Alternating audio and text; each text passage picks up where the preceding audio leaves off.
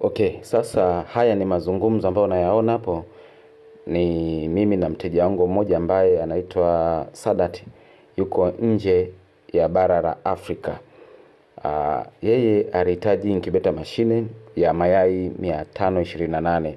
Baada ya yale mazungumzo kama ulivyoyaona, nikaanza kumtengenezea mashine ya mayai 528. Kwa hiyo kitu cha kwanza ninachokifanya, lazima tuzungumze na nijue maono yako, vision yako zaidi, kama tulivyokuwa tumezungumza naye, na nipate ile kufahamu zaidi nini unawiwa, ili ndo tufanye kazi. Unaona sasa. Baada ya kufahamu hivyo, nikaanza kumtengenezea incubator machine ambayo ya mayai 528. Kwa hiyo kila hatua nilikuwa namtumia, anaiona. Kwa hata hapo unavyoona ni tunazidi kuendelea mazungumzo, lakini katika mazungumzo nilimwomba na kufahamu hali ya hewa ya Uganda, na akanitumia hali ya hewa ya Uganda jinsi inavyokuwa ya baridi. Kuna misimu ya baridi sana.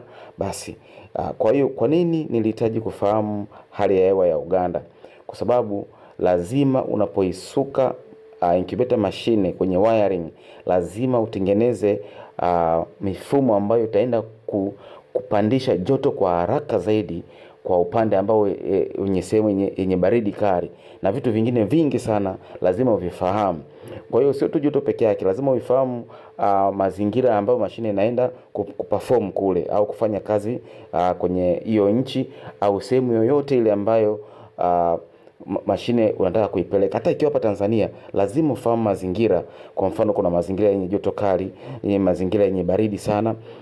Kwa hiyo baada ya mashine yetu kukamilika, na tukafanya mazungumzo kama mlivyoona hapo awali, na mashine imekamilika. Sasa mashine ipo kwenye testing. Tunaitest mashine, tunaifanyia majaribio ya kila aina, kwa sababu mashine inaenda mbali, ili itakapofika kule ikafanye kazi kama ambavyo tunahitaji. Na mazungumzo mengine yakafuata kama mnavyoona hapo. Akashukuru sana, na vile vile nikaipima hii mashine uzito, na akajua na ina uzito kiasi gani, na vile vile nikatoa risiti kabisa kwa ajili ya mashine kwenda huko. Sasa hapo tayari mashine imekamilika, na tunaisafirisha kuelekea kule Veta Chang'ombe, ile barabara ambayo inaenda Veta Chang'ombe pale Oilcom pale Shell. Pale ndipo magari ya kwenda sehemu mbalimbali, kwa mfano Uganda na nchi nyingine za jirani yanapaki.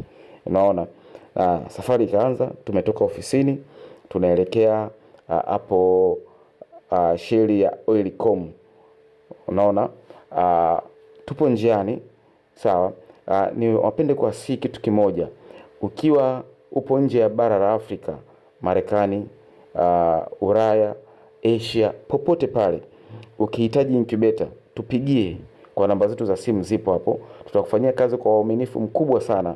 Unaona, na hata kama ndugu zako hapa Tanzania wataipata hiyo incubator machine ambayo umetaka kuwaagizia, hata kama wengine wako nje ya Tanzania, Uganda, Kenya, Kongo, Zambia na sehemu nyingine zote, mashine zitawafikia, kwa sababu magari yapo ambayo yanaelekea hiyo sehemu.